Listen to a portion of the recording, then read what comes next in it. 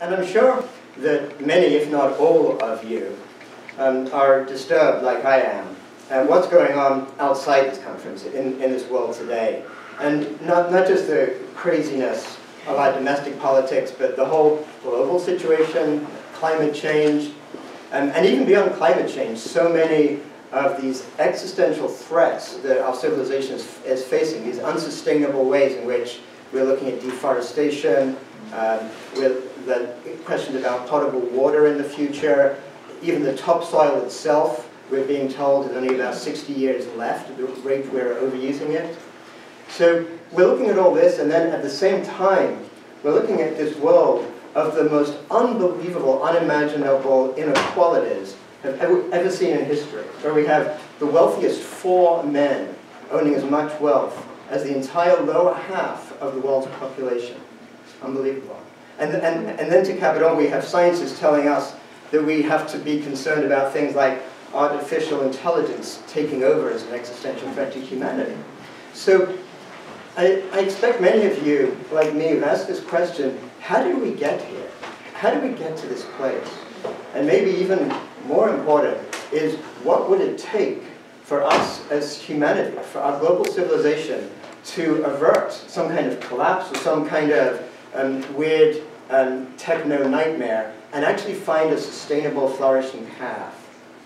So I spent pretty much 10 years kind of investigating this question as to how we got here. And by looking at the different layers of meaning, the different cultures applied to the world. And a little bit like an onion, I kept sort of looking at our received ideas and peeling that to see what came below that, and what came below that. And after a while, I began to discover that we humans have something that makes us unique among other animals, and that we have this highly developed instinct to try to pattern meaning into the universe around us. And that's what I call the patterning instinct.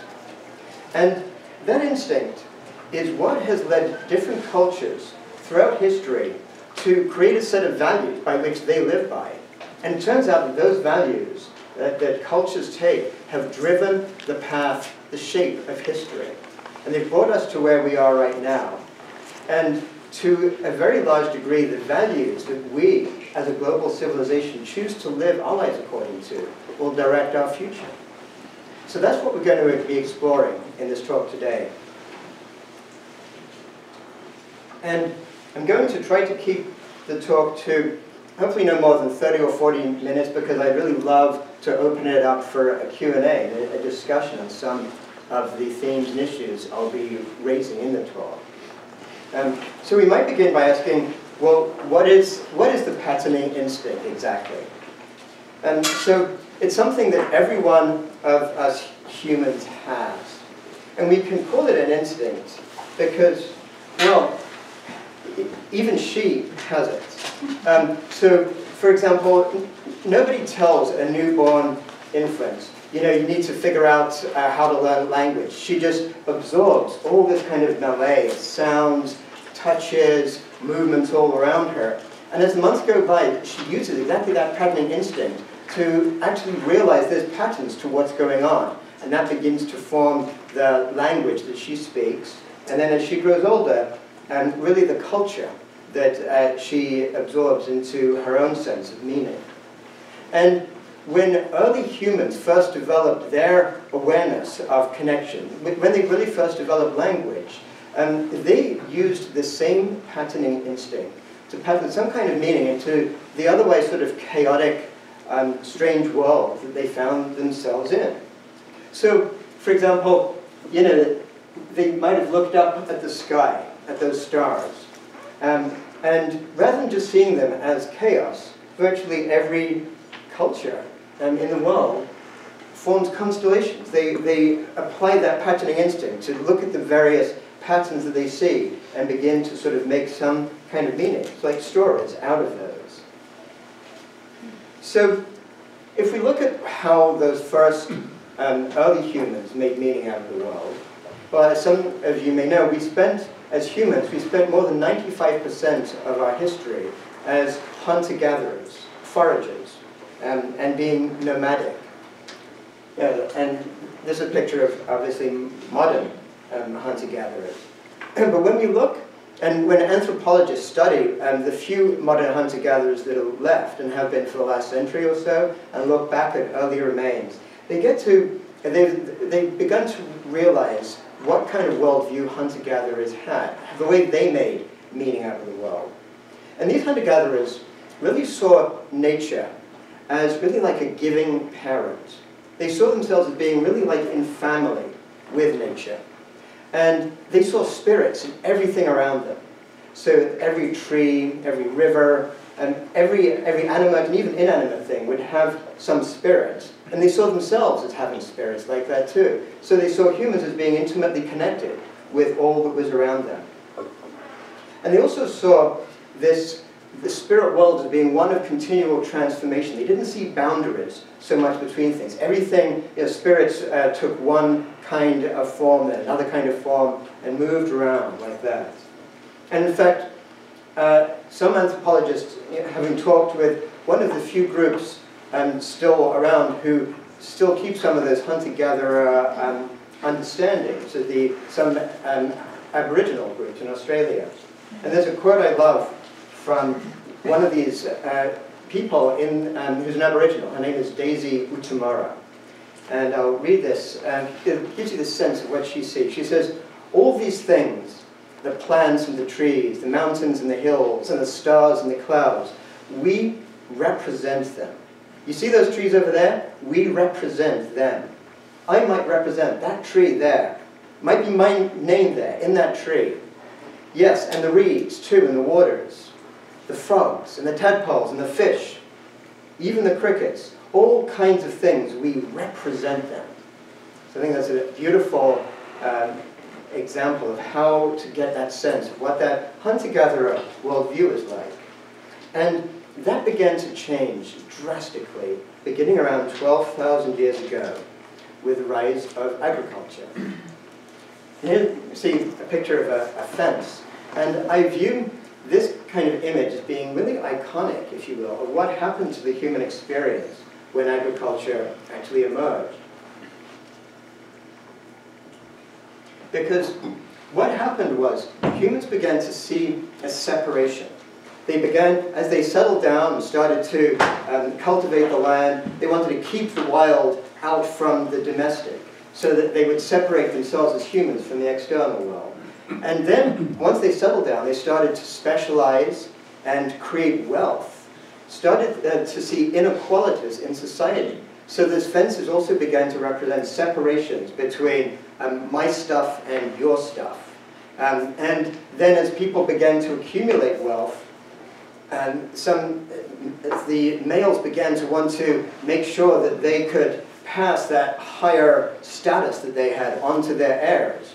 And so suddenly the role of women in society began to change. And you see, most likely, with the rise of agriculture, also the rise of the patriarchy that became so embedded in civilizations around the world.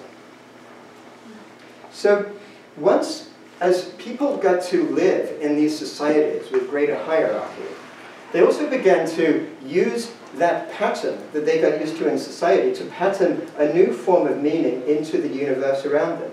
And they began to see the universe, rather than nature being this kind of giving mother and father like the hunter-gatherers saw them, they saw more of like a hierarchy of the gods. You had big gods and you had smaller gods, but the gods were above you. And just in the same way that they had to work the fields in order to get their crops, they felt they had to work at their religion in order to get the gods to treat them in the right way. So you begin to see for the first time the development of things like supplication, prayer, ritual, even sacrifice. If you had to sacrifice all that work and your seed crops for what you had got the next year, so they figured, well, you probably need to sacrifice for the gods to keep them on your side. So you get this kind of like distrust of nature and the first sense of separation in the human experience. But while you had this separation, there was also this profound sense that humans still kept from those hunter-gatherer times of the sense of oneness, that sense of connectedness that Daisy or tomorrow was describing so well. And so you see in some of these bigger early civilizations, kind of like this inquiry, a spiritual inquiry really, as to how can we be connected and separate at the same time. Some people, when they look at these historical inquiries, they call them the question of the one and the many. This recognition that the universe is all one, but is so multifarious at the same time. And you see this around, many cultures would look at, there's some sense of life force in nature around them. So you may be familiar with words like chi, which is the Chinese word for that kind of life force. In Greek, the similar word is pneuma. And in ancient Hebrew, the similar word is ruach, the sense of some life in the universe around. And that sense of the one and the many led to a pantheism you see in many different civilizations. So one of the prayers that archaeologists have discovered in ancient Egypt talks about the one, like the one God, the supreme God, who makes himself into millions. So that's one sense. And then thousands of miles away from that, in India, if you look at one of the early Upanishads, the Katha Upanishad, it talks about the sense of Brahman, once again, this kind of universal spirit. And they say how he dwells in human beings, in gods, in truth, and in the vast firmament. He is the fish born in water, the plant growing in the earth, the river flowing down from the mountain. So sounds a little bit, doesn't it, like Daisy or tomorrow. But the difference is that now there's the sense of this elevation of the one that's up there, but that somehow is connecting humans and all the rest of the universe in this kind of, everything's connected in some way at the same time. So this was the way that many civilizations, virtually all of them around the world, were trying to figure out how to make some sort of sense with their pattern of meaning, until one civilization came up with a very different kind of solution. And it happened about 2,500 years ago. And as you can maybe tell from this Renaissance depiction, it happened in ancient Greece. And some people may actually recognize this picture, but there on the left is Plato, and there on the right is Aristotle. And there in ancient Greece, particularly with Plato, a new conception emerged that essentially, if you will, took the one and put it up as an abstraction in some transcendent realm and left the many down below, and actually created a separation between the two. So there was, for the first time, this conception of two absolutely separate realms of existence, two domains of reality. You had this kind of ideal, universal, fixed, eternal domain up there, which was perfection. Everything was perfect. And you had this polluted, mundane world down below, where things were kept changing. You could never trust anything. And really, they saw the world down below as like a pale imitation of that perfection up there. So what's so interesting about that is that when they conceived of this kind of creator God up there, they conceived it as being like pure mind. And they noted they had this sense that this perfect mind up there had created the universe in some rational way. And believing that rationality led them to want to develop some kind of beginnings of a scientific methodology. Because if there was some mind that created the world rationally, then we as humans should be able to use our reason and our mind to figure out how that world worked.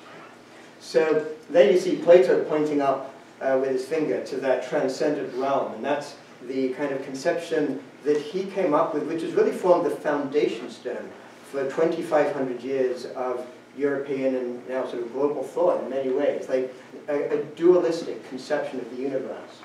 And you see Aristotle focusing more on worldly things, because he actually had a different way of making sense of things. But they both agreed on the power of reason and logic. And it was Aristotle who developed systematic logic. And that led to the sense of the deification of reason, connecting man, if you will, because it was always the male gender that they saw as what they thought humanity was about. connecting man with transcendence and eternity. And because of that, they saw this conflict between body and soul, so that the soul was what connected us to divinity, but the soul is trapped in this body. It's like entombed, they would even call it. And so when the body dies, the soul is freed to go back to touching in with eternity.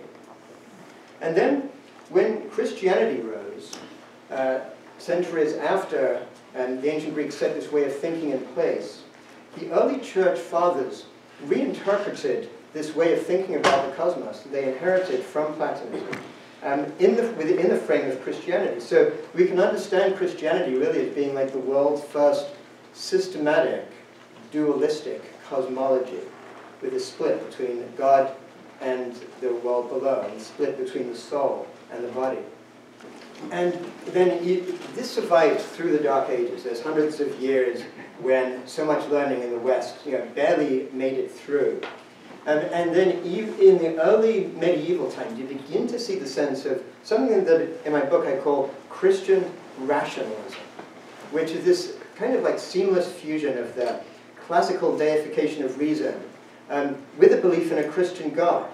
And so it weaves together these notions of like a natural law, reason, logic, and truth. And there was this driving sense that somehow by perceiving the truth through reason, humanity, or again, they thought of it as man in those days, can arrive at a glimpse of God's mind. So there in the 13th century, Thomas Aquinas, one of probably the greatest systematic thinker of medieval Christendom, he said, there is a certain eternal law, reason, existing in the mind of God and governing the whole universe. And this underlying way of making sense of the universe was actually what inspired the scientific revolution. So we think of science as being the science over here and Christianity is over there, but actually what's so fascinating is Christianity acted as an incubator for scientific thought. So all those great thinkers who we know of around the scientific revolution, Galileo, Kepler, Newton, all of them, they saw themselves actually trying to glimpse the mind of God in what they were doing. So much so that there's this lovely image that I looked at in the book. This is Kepler's view of how the planets orbit around the sun. And his view is that because God's mind was so rational and perfect, God must have made each one of the planets orbit around the sun in the form of a perfect cube or triangle or some kind of geometric shape. So that's how he figured that must be the solution. That he was so sure that that's how the universe was constructed. And astonishingly, that way of thinking has stayed with so much as the underlying frame of scientific thought all the way to the present day. So that you can actually read Stephen Hawking's book, The Theory of Everything, one of the greatest minds of our generation. And he finishes the book saying that if and when humans can come up with this mathematical theory of everything, he writes, then it would be the ultimate triumph of human reason, for then we would know the mind of God. So as the millennium move on, same way of thinking. And we live today enjoying the wonders of what that scientific way of thinking has produced in terms of technology and in terms of the understanding of nature to allow us to have such great advances in healthcare and communications and so many things that we can all be so grateful for. But that's really kind of only half the picture. Because while there was a sense of reason existing in this kind of transcendent realm up there, it kind of linked humans, the link of humans to divinity came through our reason, which meant that what was left down below didn't have that, that's actually part of divinity. So there was this rise in the sense of nature being really just like a machine, because divinity was right up there in the heavens.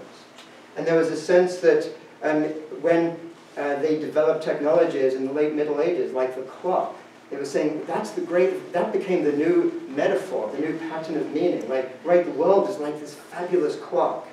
And in fact, there's even this amazing image of God here from the late medieval times, God as this great geometer, sort of working out, how he's going to create this complicated machine of the world.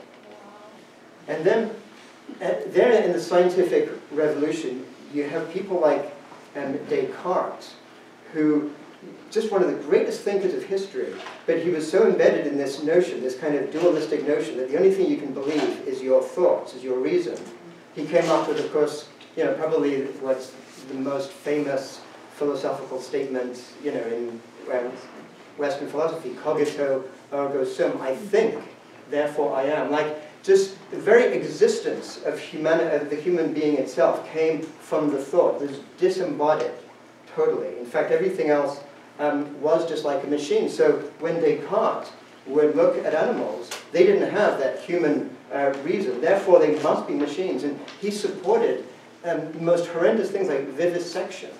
And when you'd have they would put dogs up on a frame and cut them open, and people say, well, when you see them making all these screaming noises, they don't actually feel like we do, but it's just like a machine. It's just this kind of ways in which that particular mechanism responds to being cut open. So that's the kind of split that got created in that way of thinking. And again, that lives on today. A lot of people today respect the writings of Richard Dawkins, one of the great popularizers of science in today's world. And he takes this notion of this metaphor of nature as a machine and claims that it's reality. So in some of his writings, he'll say, oh, life is just bytes and bytes and bytes of digital information.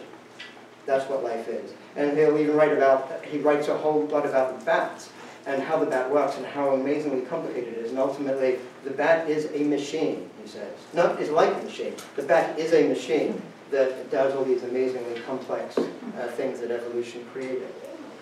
So, along with this machine metaphor, came this other similar metaphor of conquering nature. That this great progress, this great possibility of the sort of scientific project was what Francis Bacon called conquering nature. And you see that in the writings of the first historian of the Royal Society in London in 1667, somebody called Thomas Pratt, who wrote about, our vision is to use science truly to command the world. And you hear Descartes, you see him writing about how we can render ourselves the masters and possessors of nature. It was Francis Bacon who coined the phrase, knowledge itself is power. And the Europeans took this vision and they applied this not just to the natural world, but to other humans around them, in the world around them. So as they developed the technology to leave Europe and explore what else was there, they felt they had the inborn rights to just ravage not just nature, but the other continents that they came across for their benefit, based on this new pattern of meaning. And the indigenous peoples who happened to be there were just ripe for the slaughter, for their exploitation. And so, we can recognize this idealized image of Columbus arriving in Hispaniola. It's not hard to see, but you can see a few of these savages there cowering in the trees behind, looking at the glory of the European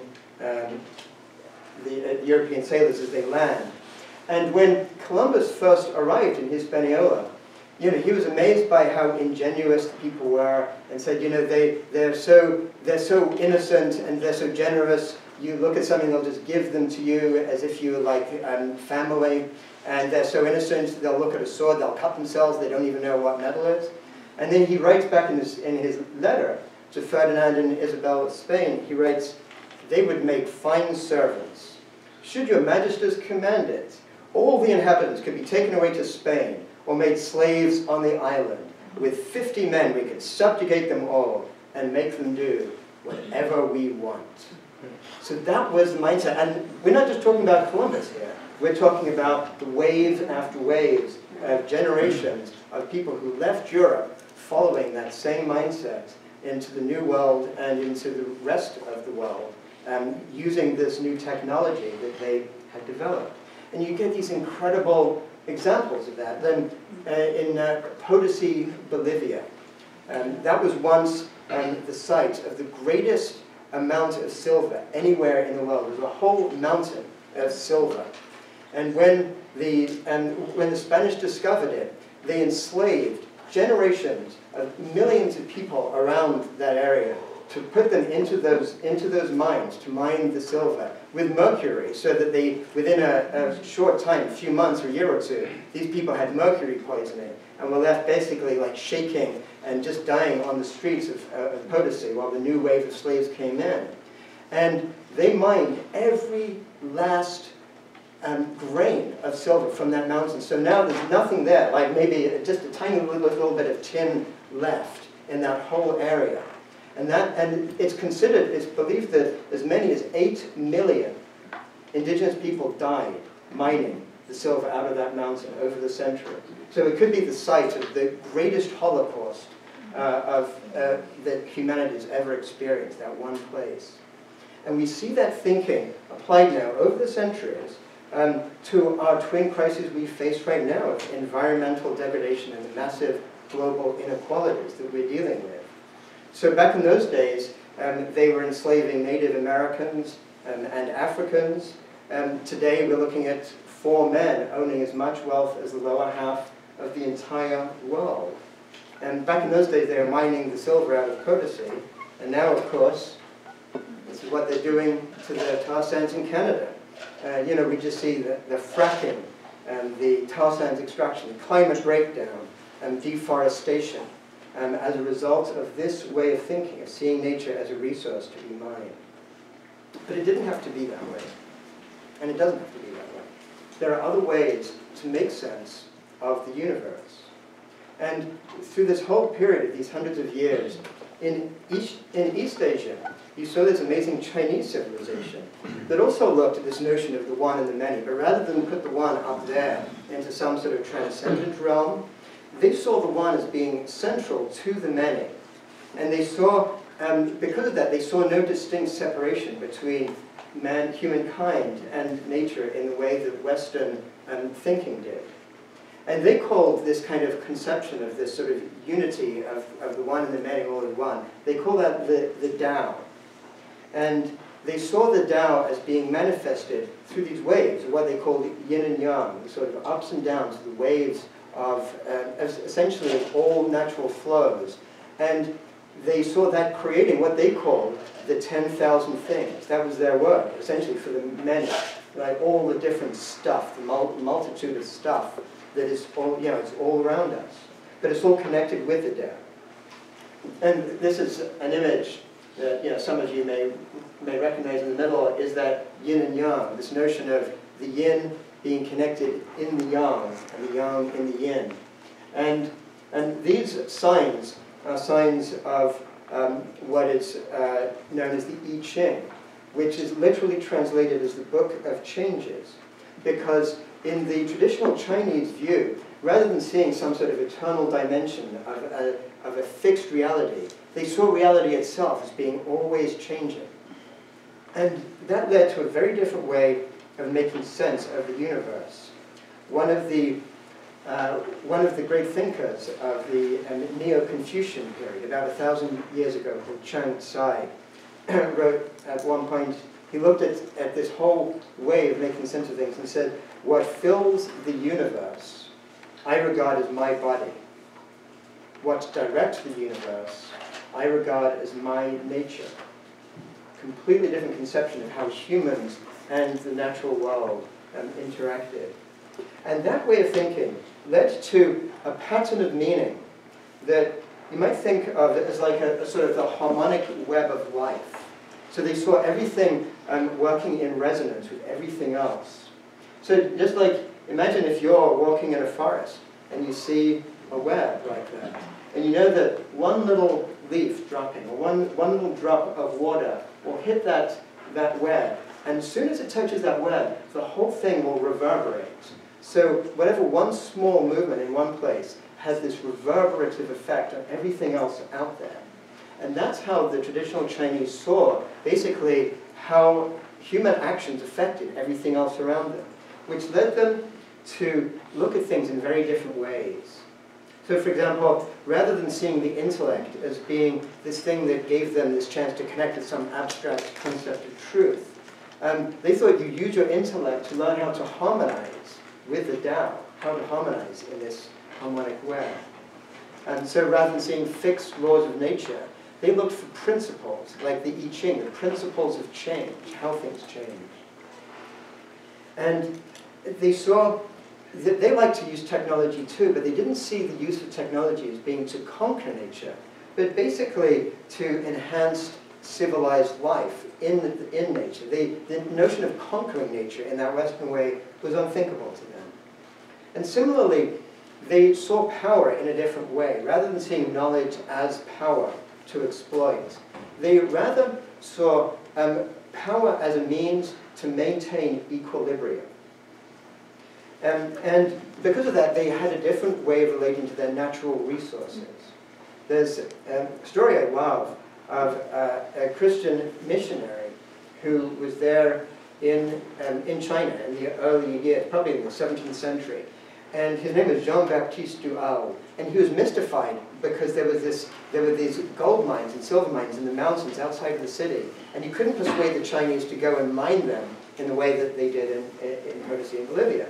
And he writes, the Chinese say the mountains are full of gold and silver, but the working of them has been hindered from some political views that the public tranquility might be disturbed by the too great abundance of these metals, which would make the people haughty and negligent of agriculture. So yeah, amazing. And probably what I see is one of the kind of iconic examples of the difference between these two ways of making sense of things is that in that same century that Columbus discovered the Americas and started this kind of onslaught of centers of destruction. But decades before that, as early as 1405, there was an admiral in China called Admiral Zheng He. And he set sail with the greatest armada in history. He had 27,000 men in over 300 ships in this armada. Here's an artist's representation of what this armada would have looked like when he set sail. And the difference in power was so massive that you could have actually fit, in fact, somebody showed this with the model, this is Columbus's boat here. You could have fit like 10 of Columbus's boats in just one of Admiral Jones. So this incredible chasm of difference in technology and power. And he spent pretty much 3 decades in 7 long voyages going all around the Indian Ocean, to Arabia, to East Africa, to Sri Lanka. He basically kind of owned the Indian Ocean. And a lot of the times he would make land at a port where there were more people in his armada than actually lived in the city. In many places in those areas deified him. They thought he must be a god. And even now, you can actually find temples dedicated to Admiral Zheng in some of these places. But he didn't do all of those things that Columbus did. It never occurred to him to say those very words that you just heard Columbus saying just before. It was just unthinkable for him to do that because he saw the world in a different way. Just as it would have been unthinkable for Columbus to have looked at these savages, quote unquote, he saw, and asked one of them to come back as an ambassador to Spain. I mean, people would have just laughed at the absurdity of that notion. But to Admiral Zheng, that's what he did do. He didn't exploit these places, but instead he wanted to build trade routes. And so he would ask who is the main prince in this area. He'd invite them to come back and kowtow to the Chinese emperor and start to build relationships throughout the whole of the Indian Ocean in that way. But it was Columbus, of course, and the people who followed him who really kind of structured the world we have today with the wonders of our technology and the separations that creates. And so when we think of today's world and what we've inherited from that, I think this kind of picture is something we all know only too well, right? It's kind of iconic. Here we are with the food production totally separated from our lives, and people using this amazing, magical, miraculous technology to be utterly separate from each other. They're standing right there in the line.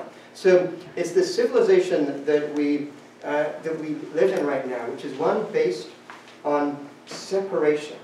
Those core metaphors that our worldview is based on, this sort of seeing nature as a machine, humans as separate from nature, nature something to be conquered, has created foundations to our worldview that have led and are leading our civilization to these paths that we've talked about. And you know, if we look at that, we can think of another picture that we're all used to seeing. Turn the TV on and see something like this, right? A CNN announcer talking about the economic recovery, whatever it might be. But at the same time, when we're getting these messages from the television, we're actually getting implicit metaphors, messages about our worldview at the same time. So you could say that what she's really saying is we're all separate from each other and the natural world. You know, what she's really saying is we're all selfish, you know, and unbridled capitalism works because there's this invisible hand that ensures everyone acting selfishly together somehow results in the best possible outcomes for humanity. What she's really saying is nature is a machine that we can engineer, that what makes humanity great is to conquer nature. And through technology, we have this ability to overcome these resource constraints, and we'll find some technological solution to allow us to have infinite growth on a finite planet somehow. And oh, by the way, everything is meaningless. Fill it with infinity, because there's nothing else there. So this kind of underlying worldview is what is leading us right now to, well, one potential scenario is truly collapse, a collapse of civilization entirely. And some of those wealthy, the affluent classes who watch those CNN programs and invest in their money, they're kind of hoping, well, maybe it won't happen to us. Maybe it'll happen to just the rest of them.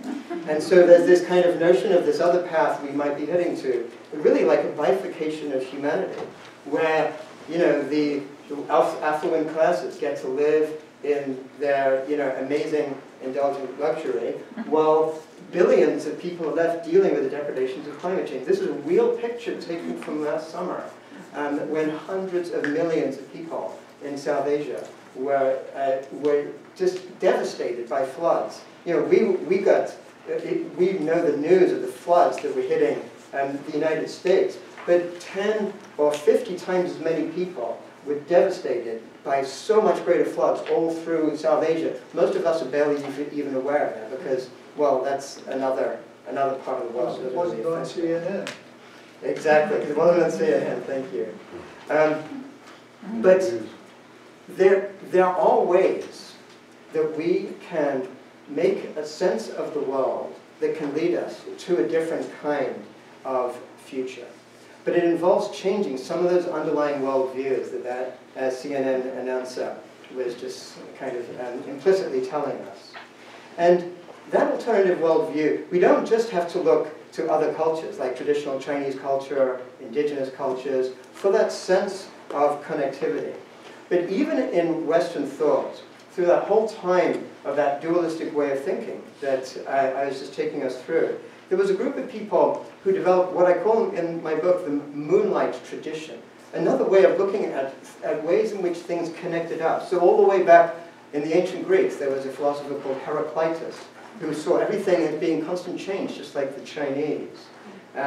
Aristotle saw things in a different way. Stoicism did.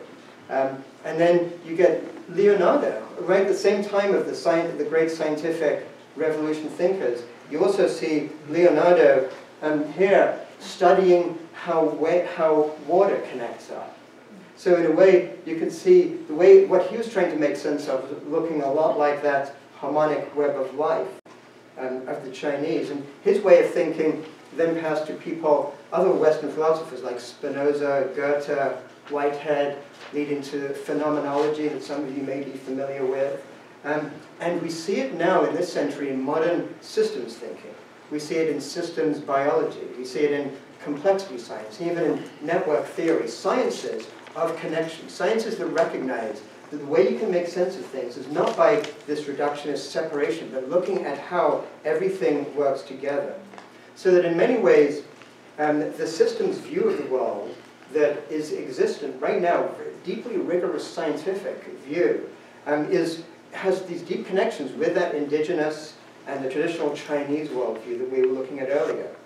So here, here's a typical picture from a molecular systems biology textbook, looking at a cell, how all the different parts of the cell connect up with each other. Again, you can see this like harmonic web of life, where one thing changing here has this impact all through the organism.